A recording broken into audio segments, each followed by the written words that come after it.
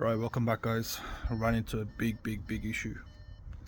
Did the ABS, we had to then jump start the car, and my mistake was press the button at the bottom to stop that. Now this lever here. So the problem was we ran the booster straight on when there's no voltage in the battery, and what it's done is most likely fried the ECU. And the way we checked it was we manually jump started the start motor. So the good thing is start motor works. Don't have to go through a rigorous process to replace that. So I'm going to show you guys how we've done it.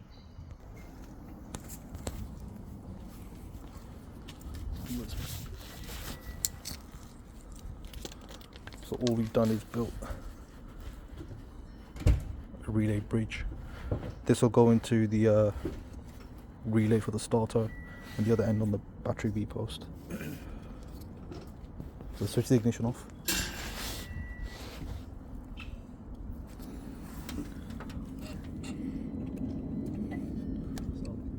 It's off. Switch off.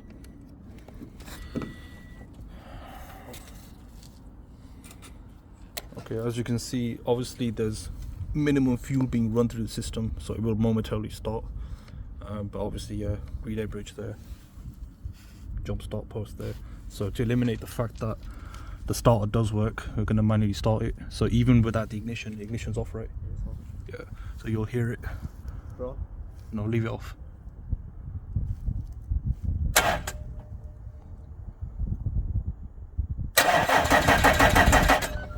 So yeah, you can hear that it works if I put a term of 30 voltage through it. Alright, put the ignition on. So now the fuel pump is run. You'll hear it start momentarily.